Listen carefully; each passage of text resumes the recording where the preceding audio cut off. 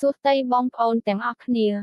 ស្វាគមន៍មកកាន់ Channel ជាកន្លែងដែលយើងចែករំលែកដំបូន្មានសុខភាពដ៏មានប្រយោជន៍ថ្ងៃនេះថ្ងៃទី26ខែឧសភាឆ្នាំ2025យើងនឹងនិយាយអំពីការរស់នៅដែលមានសុខភាពល្អនៅឆ្នាំ2025ជាមួយនឹងគន្លឹះសំខាន់ៗសម្រាប់ជីវិតដែលមានតុល្យភាពប្រសិនបើអ្នកចង់មានរាងកាយមាំមួននិងចិត្តស្ងប់សុខវីដេអូនេះគឺសម្រាប់អ្នកតោះចាប់ផតាមកហើយញញឹមទាំងអស់គ្នាកុំភ្លេច Like និង Subscribe ឯណាគន្លឹះទី1គឺការទទួលទានអាហារដែលមានតុល្យភាពនៅឆ្នាំ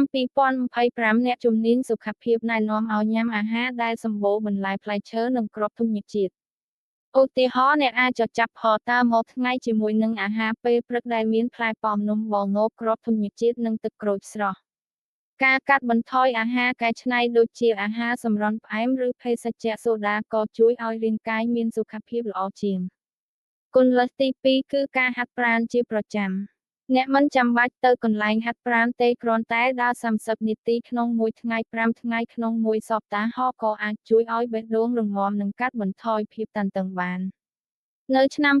2025កម្មវិធីហាត់ប្រាណនៅលើ Smartphone ដូចជា Fitbit ឬ Apple Fitness កំពុងពេញនិយមដោយផតឡូការណែនាំហាត់ប្រាណដែលស័ក្តិសមនឹងអ្នកគន្លឹះទី3គឺការគេងឲ្យបានគ្រប់គ្រាន់អ្នកជំនាញនិយាយថាមនុស្សពេញវ័យគួរគេង7ទៅ8ម៉ោងក្នុងមួយយប់ដើម្បីឲ្យរាងកាយបានស្តារឡើងវិញ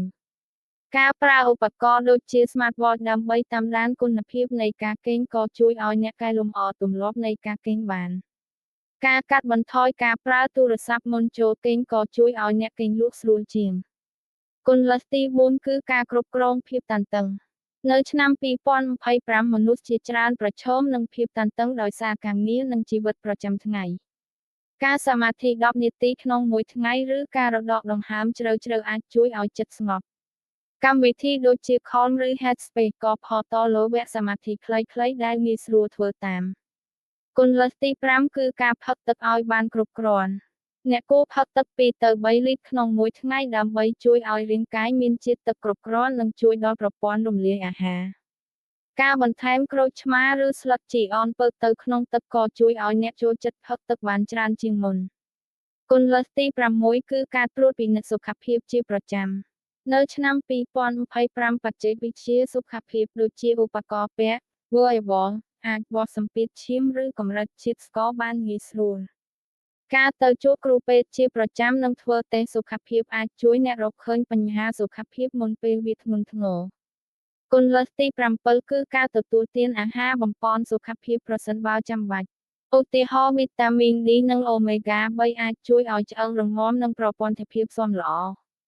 ប៉ុន្តែត្រូវពិគ្រោះជាមួយគ្រូពេទ្យមុនពេលប្រើអាហារបំប៉នដើម្បីជៀសវាងផលប៉ះពាល់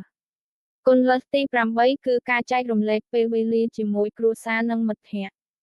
ការមានទំនាក់ទំនងល្អជាមួយមនុស្សជុំវិញខ្លួនជួយឲ្យចិត្តសប្បាយនិងកាត់បន្ថយភាពឯកោ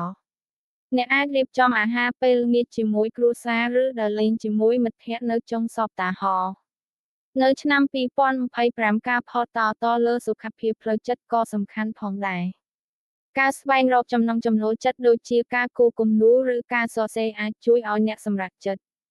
អ្នកជំនាញបាននិយាយថាការមានជីវិតដែលមានតុល្យភាពជួយឲ្យអ្នករស់នៅបានយូរនិងសប្បាយរីករាយជាងអស្ចារ្យណាស់គន្លឹះទាំងនេះនឹងជួយឲ្យអ្នកមានសុខភាពល្អនៅឆ្នាំ2025តើអ្នកនឹងចាប់ផតមកជាមួយគន្លឹះណាមួយប្រាប់យើងនៅខមមិនខាងក្រោមបើចូលចិត្តវីដេអូនេះកុំភ្លេច Like Share និង Subscribe ដើម្បីទទួលដំបូន្មានសុខភាពថ្មីៗជួបគ្នាវិញនៅវីដេអូក្រោយជម្រាបលា